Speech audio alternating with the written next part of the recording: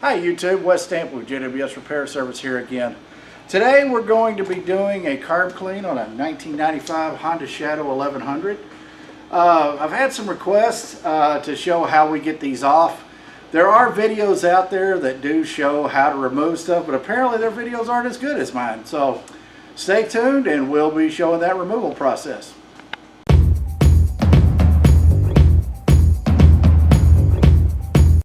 Okay, first we'll start by removing the seats. You're going to need to remove the back one first. This has a 10mm bolt in it. I believe from the factory that should be an 8. Apparently somebody's changed it in the meantime, but not a big deal. Just whatever size you did, it should either be an 8 or a 10. So we're going to remove that one, and then we're going to take these two out. Let me get my cameraman in here. There's these two on each side. We'll go ahead and remove these.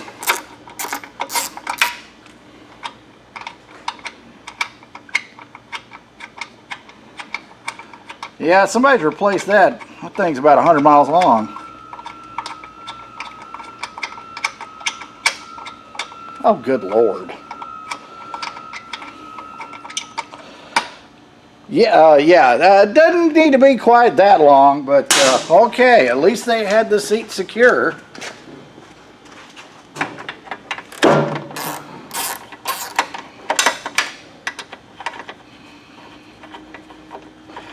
I should have used a power tool, but I didn't know they were going to be that long. Alright. Remove that. Now we can get our seat off. You'll need to disengage the clip on the front of it. And, well, we got lots of creative wiring in there. We'll set the seat aside. Now, you'll need to turn your petcock off. This is also the fuel valve, whatever you want to call it. In the business, it's called a petcock, so that's that. Turn that off. On your bike, hopefully you don't have this. This is some kind of hokey wiring going to some funky lights or something. And if y'all want it, maybe at some point I can show how to put lights on. Just let me know in the comments if you'd like to see how to properly wire auxiliary lighting on your bike, and I'll see if we can get one in and do that. Because most of these bikes that you see us working on, these clearly aren't ours. These are actual customer bikes that are in for service. So you're seeing what we do on a daily basis. We normally do it a little bit quicker than that because we don't always film it, but you know, that doesn't really help you guys out if we don't film it. So you know, we'll remove that bolt at the top. That just has a bolt and a washer that should have had a collar in there to fill the hole. So be sure if yours does have the collar in it, don't lose it. You'll need to put that back in. Okay, now we're going to need a 12mm for the back of the tank. Alright, now we'll remove the back tank bracket.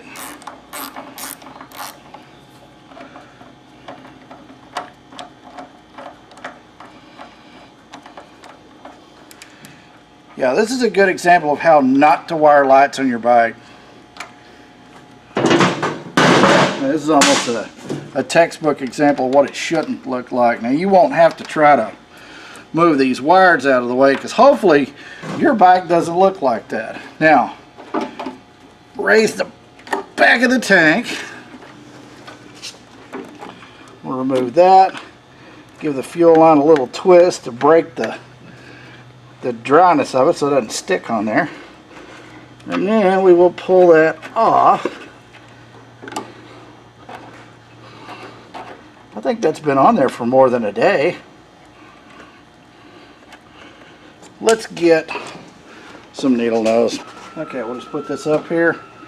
Just pry that down. That way you don't tear your hose from yanking on it too hard. So sometimes they come off decently, sometimes they do like this one does and doesn't want to. Now, did we get lucky? We did get lucky. Now, I'm a Honda guy, don't get me wrong, but I have noticed that a lot of times on Hondas, oh, there's a vent line over here too. I gotta take this off. So there's a vent line that just goes here. It's just for when it drains back. But I have noticed on a lot of Hondas that, especially on the Shadows, that the petcocks do not shut off after not that long. So if you take that hose off, just be aware that even though you turned it off, it may still be dripping gas. You're going to want to put, you know, a pan down or something to catch that fuel so it doesn't just leak all over the place. And of course, get a new petcock and put it on there, because you really need to be able to turn that off sometimes. All right, we're going to take this little baffle out of here. This is just a little chamber that connects the bowl vents for the carburetors together and then to a central, big central line over here. I'm not sure why they vented it like that, but they did, so it's kind of a little wonky little thing, but we'll set that aside. Now we can actually see our carburetors, but we're not ready to remove them yet by any stretch. I have a long Phillips screwdriver. Now yours doesn't have to be this long, but mine is. But it's just, you're going to need a long one because you're not going to be able to reach it with just the little bitty short ones that you usually have. But anyway, there's several clamps we need to take off.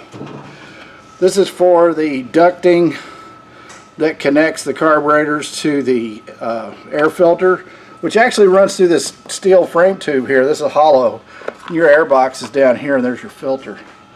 So we'll loosen that clamp fairly good here. You don't want to actually have the screw fall out, because then it's just not good, because then you got to try to get it back in there.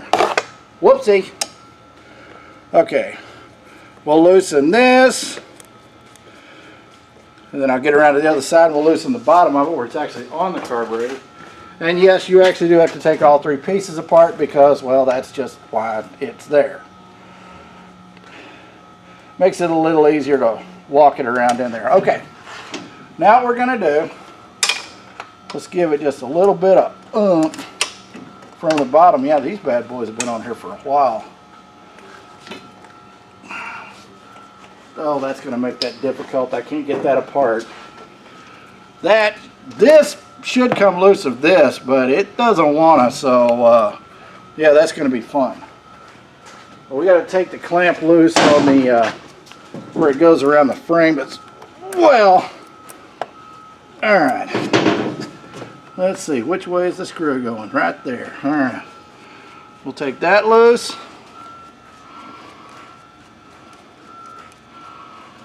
Okay, and then we'll roll this up, and there we go. All right, like I said, this can come off. Makes it a little easier if it does, but it really doesn't want to. And being a 95 model, I mean, the bike is 25 years old. I'm gonna go ahead and tighten that back up. It's gonna make it a little bit harder to put it back together. But if yours is that old and kind of hard as well, you probably don't want to yank that off because you end up tearing this boot. So just be aware. It's nice if it comes off. If it doesn't, it's not the end of the world. Don't force it and break something. Okay.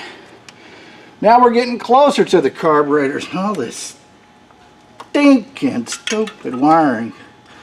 Now we're going to loosen the clamps on the carburetor boots. Man, it's dark over here. Do we have a light handy so our viewers can see what's going on? Okay, here, I'll hold the light. You've got two screws here. This is the only one you need to take out. This one is holding the boot, the carburetor in the boot. This one is actually holding the boot to the head itself. And that is your screw you'll take out to put a synchronizer adapter in. But we'll go through that later. We're going to go to the other side. And we're going to take this one loose as well. Same one. It's going to be the bottom of the carburetor, but the top screw. So we'll take that loose as well. You just need to loosen it good, but you don't need to. You don't want to drop the screw out. Okay, now we need to take our throttle cables loose. Now a lot of people in other videos asking, how in the world do you get throttle cables out? So I'm going to show you how to get throttle cables out. You're going to need two 10mm wrenches. And what we're going to do is hold this up here. Can you see that? Yeah. Okay. We're going to loosen this nut, this top one is actually the adjuster. That's how you set your tension on your cable.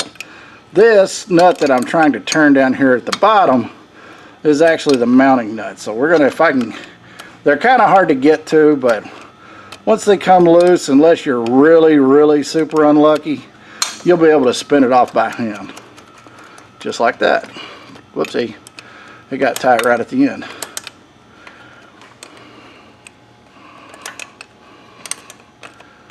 Okay, that's plenty good enough. Yeah, I got enough movement in there. Alright, you're going to use some of your slack in your cable to pull it up. You're going to take this out, and then you're just going to run it around, and I'll do it with pliers so you can see better on my fingers. You just got to pull the cable around with a little bit of slack until you get to that slot, and then just pull it out. Now your cable's loose. That's your actual pull cable. That's the one that opens the throttle. The other cable is the one that closes the throttle. It's what we call a pull-pull throttle system, and the reason they do that is, of course, if you've got, you shouldn't have any throttle binding at all, but on the off chance that something gets stuck and your throttle doesn't return freely on its own, you can force it closed by turning the lever backwards. So, okay, stay there, light. Alright, we'll do the same thing. We'll push the cable back out of the bracket. Let me give me a little bit of slack here. Good grief, that's just a bare LED bulb there. Wow, what a crappy way to do it. It's a nice bike too.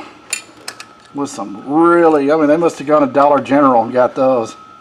No offense if anybody works at Dollar General. And now we're going to see if we can get a hold of this one.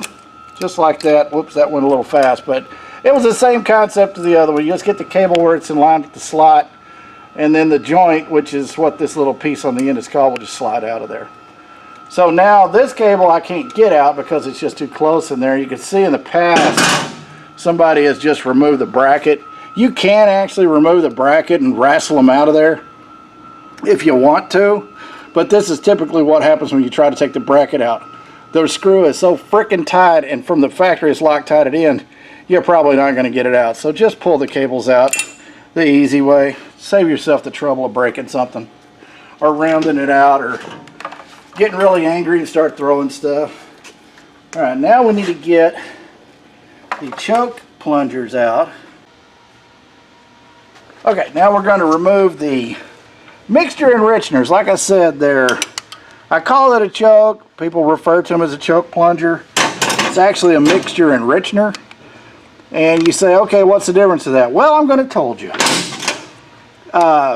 Whereas a choke is like a butterfly or a valve that's actually in the throat of the carburetor. Boy, this one's being a real pain. I'm going to pull this rubber cap back. There we go.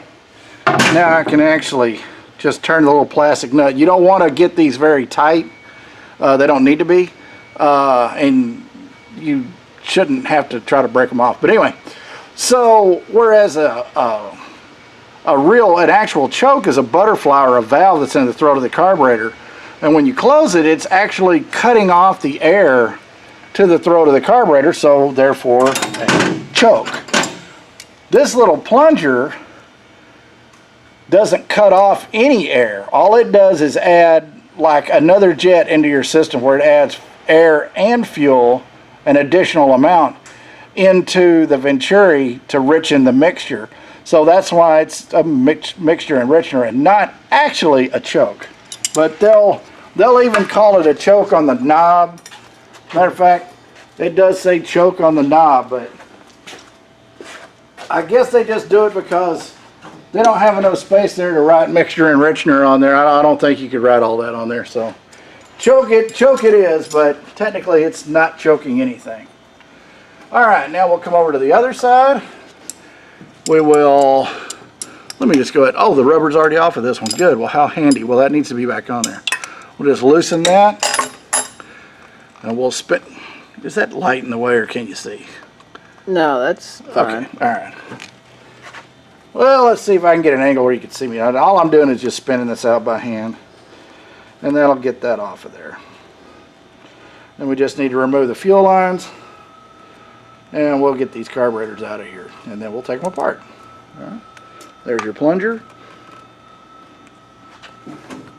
Alright, we have clamps. Well, we have a clamp. Don't be overly surprised if you don't have clamps on your fuel lines.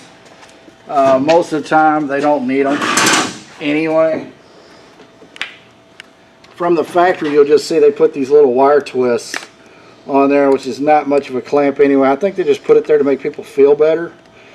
But if you have the right size fuel line on there, it fits plenty tight enough that a clamp is not really necessary.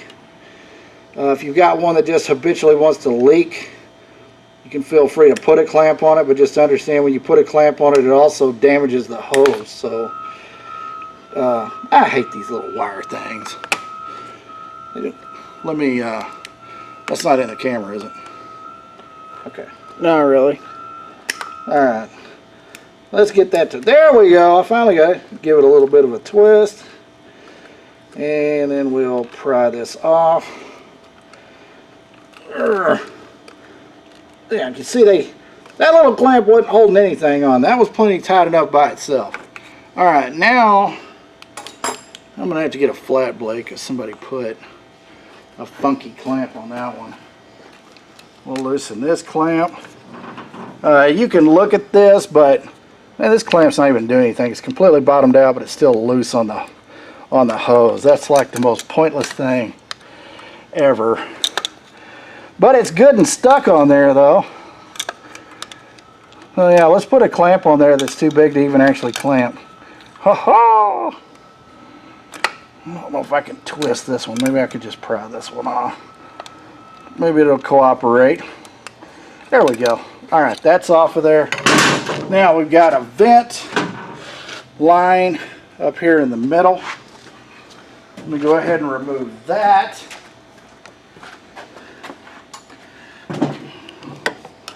This line here, and it's very important to check this line and make sure that it is not clogged. That can cause a lot of running issues if that vent is clogged, but we'll check that when we go to put it back on. Now everything is off of here. Hopefully I'll be able to just pull on these carburetors and get them to come out. And yes, they are very strong. It's stout in there, so you're going to have to pull it like you mean it. Now I should, if I hold my mouth just right, be able to get these through this hole. If not, we're going to have to go out the side. But I still got this one cable that's stuck in the holder. Oh, come on, turn up. And I got one of the spark plug wires. Oh, the cable fell out. Good. Alright. We'll just work these out. What are you caught on now? Let me guess. Everything you possibly can be. I'm hung on something. Let's see what it is. Oh, well, shocker. It's some of that stupid wiring they put on here for the funky lights. Okay. There we go. And there are our carburetors off the bike. Now, I'm going to set down some rags. We're going to do our marking, and I'll be right back. Alright, now we're going to begin disassembling the carburetors. Now, these came off of the bike like this. This is going to be the back, or number one. So we're going to go in with our center punch, and we're going to make sure we can mark it in the same place on both of them. Yes, we can. So we're going to put a 1 dot there, 1 dot there, go 1 dot there, and 1 dot there. And I'm going to turn it around, but it's going to be number 2. So we're going to put 2 dots.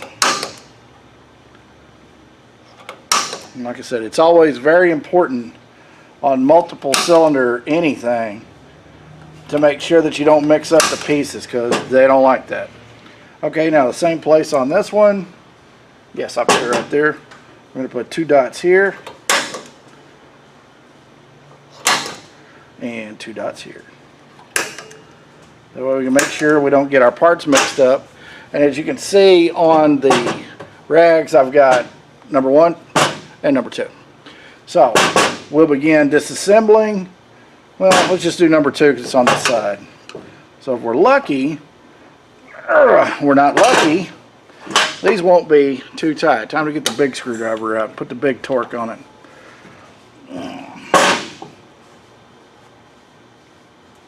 Okay, that was definitely snug. And then we're just going to just go through this and take all of the pieces apart. Place.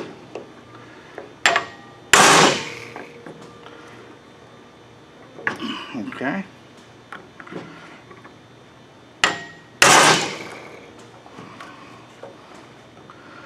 Good thing the kit comes with new screws. These look pretty bad. Let's go ahead and do the other one while we're at it. That way you can go back and do what you were doing.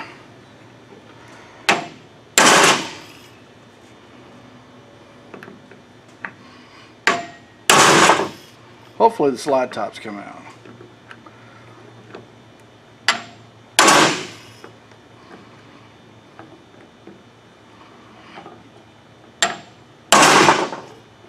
Okay. Thank you. You're welcome. Thank you, lovely assistant.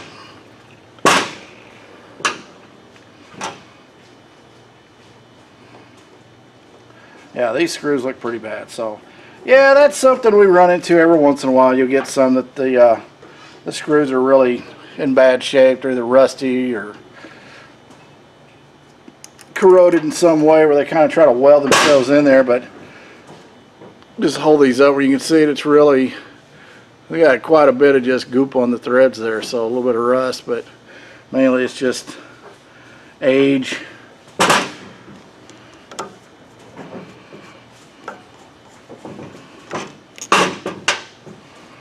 Okay.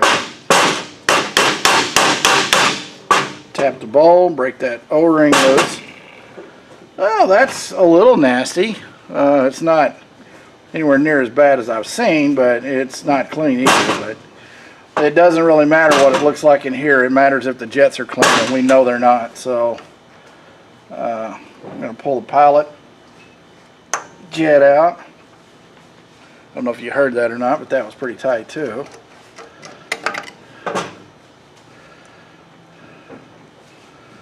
Well, I can get a hold of it. It's out, but it's not out. All right, there we go. Pilot jet. Let's go ahead and get this float out of the way. And we'll pull the float and the float valve. Looks like somebody may have recently replaced this float valve. It looks fairly new, and it's pretty clean, so I have a feeling somebody attempted to do this already.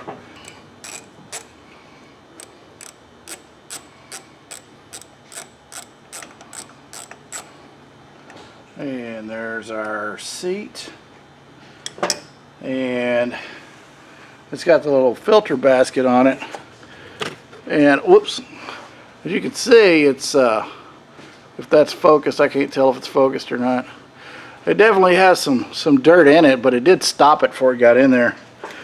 It stopped it for, it was enough to stop the float valve from clogging, but it didn't keep the jets from getting stopped up.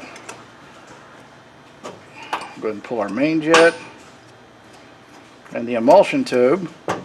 This is the emulsion tube. It's your main jet. Your fuel goes in through here through the bottom, and then these small holes have air jets that go through them. So air goes through this and mixes the fuel with the air before it goes into the throat of the carburetor, which is something that's unique to motorcycles. It's really expensive to build carburetors like that, which is why cars never had them. So anyway, all right, for now we're going to go ahead and let me take this air cut diaphragm out. Now what this thing does, is this is basically like an anti-backfire valve. It controls the air jet that goes to the pilot jet, which is a low-speed jet, which is the first one I pulled out. Under heavy deceleration,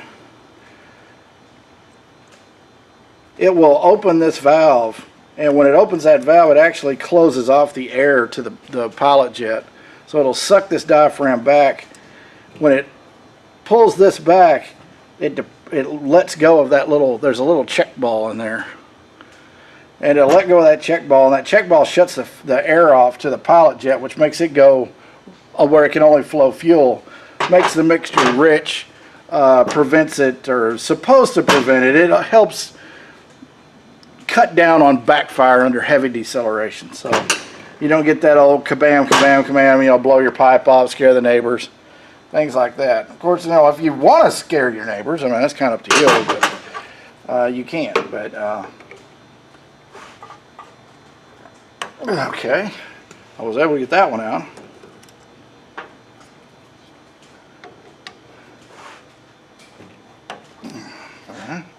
Well, they are still snug. Yeah, these carburetors have definitely been into before. And boy, whoever put them back together was having a good day that day. This will pull the slide valve out of the carburetor. This is what meters the, opens and closes and meters the air and fuel through your main jet. This is a rubber diaphragm. You want to inspect the diaphragm. Make sure it doesn't have any holes in it. It should be pliable. Oh, I'm completely off camera there. All right, it should be, you know, soft and pliable. You don't want to see any holes in it. It's not unusual to see them that they'll have a ring around them where it stays collapsed under the cap all the time. Just because there's a ring there doesn't necessarily mean it's bad, unless there is a visible crack in it because this has to hold vacuum. You have a vacuum that's created on top of this slide, and when it creates the vacuum in this cap, it raises this slide up and down with the engine demand. So that's how it meters your fuel. They call that a constant velocity carburetor, which is what this is. So, all right, now we got that apart. We got that apart. We need to pull our mixture screw out. Okay. Your mixture screw is down in this hole right here. I don't know if you can really see that or not, but it's in there. But I'm going to take it out and I'll show it.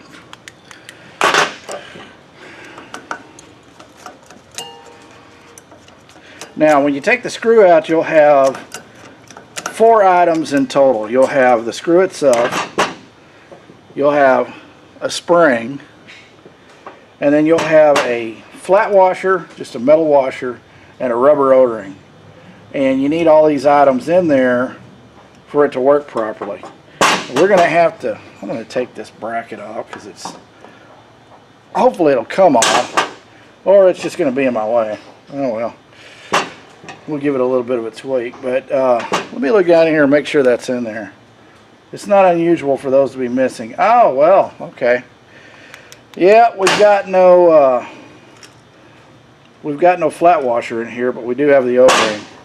Now, luckily, the flat washer comes in the kit, and we'll be able to replace that and get it back together like it's supposed to be. Oh, I forgot a piece of rubber right there. There's a rubber O-ring right there in that chamber. There we go.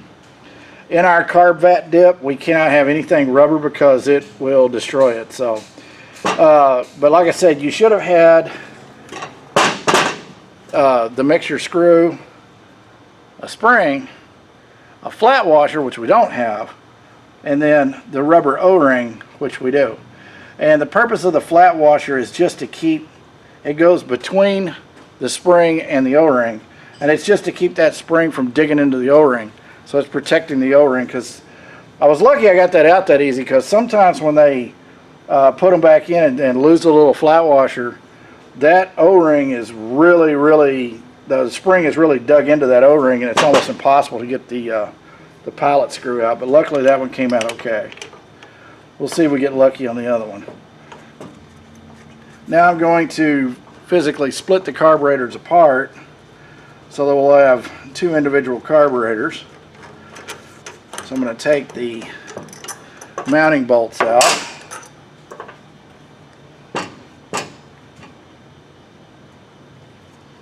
And going in from the other side. And it's in the way of that silly bracket that I'm not going to be able to get off. Let's see if I can get this. Nope.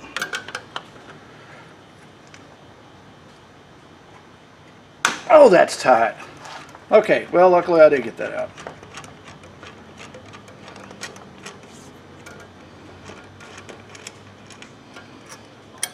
Okay. Now we can't get that all the way out because it's got the bracket in the way, but we're far enough away it's not going to matter. All right, we've got to get the vent fitting to come loose, and then we're going to need to get the synchronizer linkage to let go of that so that we can get it like that. Well, when it came loose, it came loose. I'm going to take that spring off so we don't lose it. Okay, now we've got the synchronizer linkage off. And realistically, that's hard plastic that can stay on there. So this carburetor is ready to soak. But these are some of those air jets I was referring to. These in here. One of those feeds the main, one of those feeds the pilot, and this one feeds the enricher circuit. That's where it cuts that off. Well, I'll take it back. This one is actually feeding the enricher circuit right here. This one's feeding the air cut diaphragm circuit, the pilot jet circuit. I said that wrong. Anyway, and this one is your main jet. So that one's, you can see it's chambered right into the main jet right here. You can actually follow these castings and see where the stuff goes. But these jets, these air jets are the ones that requires what causes it to be where you have to vat the carburetors to clean them, because once again they are cast into the body of the carburetor. You can't, there's nothing to take out and clean. Sometimes they are, sometimes they aren't. They're usually really big holes and it doesn't make that much of a difference. But I like to make sure I don't have any varnish or anything anywhere. So that's why we vat these, because like chambers like that you just cannot clean anyway because it's cast into the body of the carburetor. And that's why a lot of times when you try it at home, you just you know, clean the jets. A lot of people, not everybody, but a lot of people don't realize that air has to be metered as well. And they just kind of they'll clean the fuel jets, and it might run, but it just runs really bad. It's really rich. You may see black smoke come out a lot. The performance is not really there, and it's just because it's overly rich, because it's not getting the air that it needs to premix that fuel.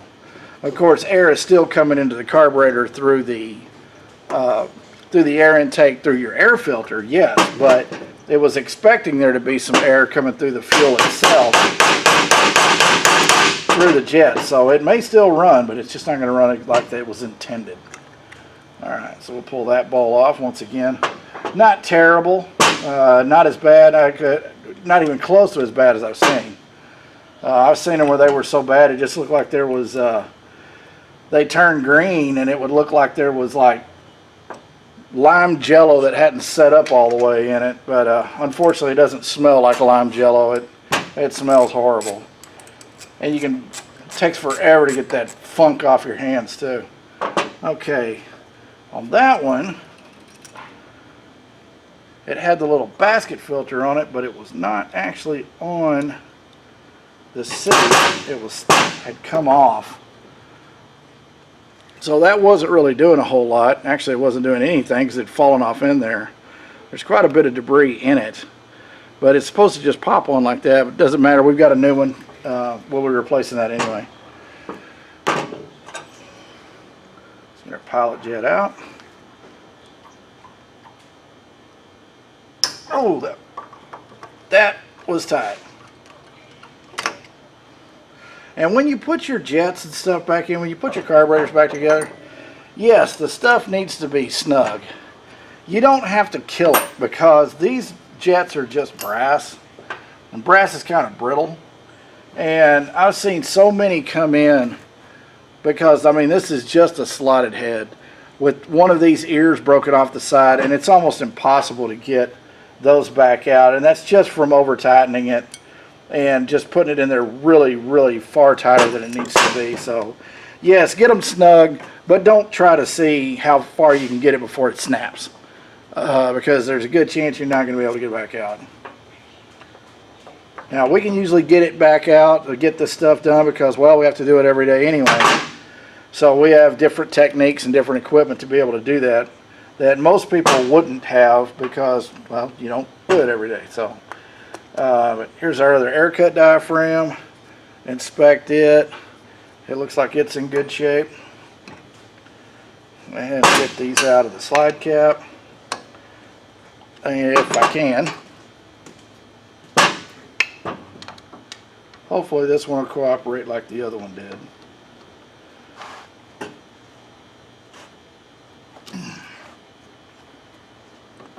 Man. Well, they have Arnold Schwarzenegger putting these in. I am so happy to put my carburetors back together. Oh, that was bad.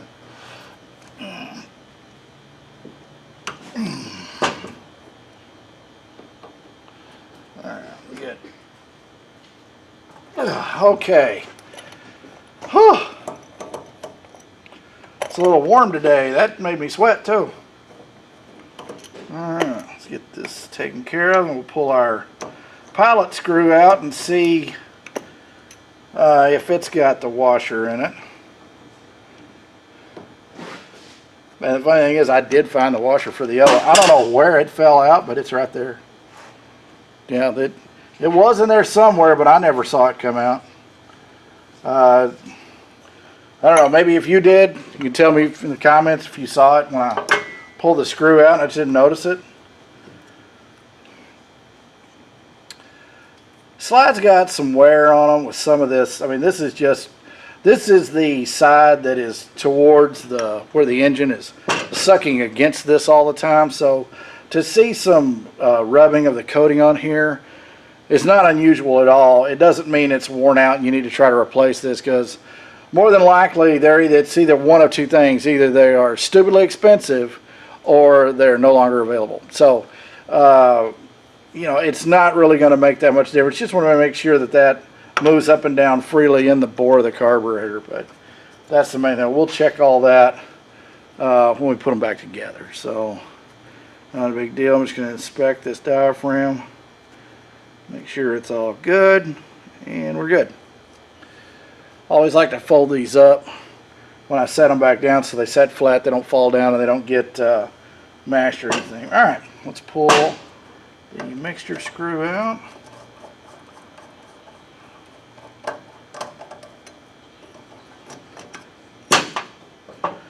Alright.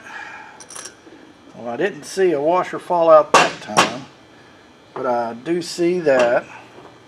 And let's see what we got down here.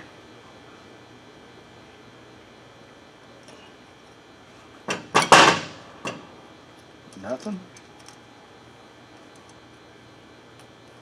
It's a little harder to get. Okay, yeah. All right, there's the O-ring, and there's the washer. So they actually had it back in there. So not too bad. You over-tighten the screws pretty bad, but for the most part, not a terrible. I mean, I don't know what the carburetors looked like before, but not the worst attempt at cleaning carburetors I've ever seen by any stretch. So, all right, now what we're going to do is take these items. I'm going to pull this O-ring out, even though we're going to replace it, but I just don't want to gunk up my carb dip. It's kind of expensive, and it's getting harder and harder to get. So we're going to drop our jets in here. Let's see. I want to put that cover in there. I'm going to put the top in there. I'm not really worried about the screws because, well, we've got new screws. So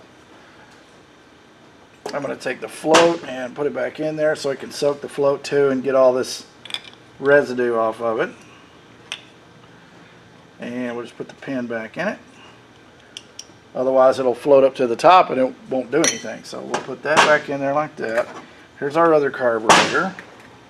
Let's get the O-ring out of this one. It's not going to work.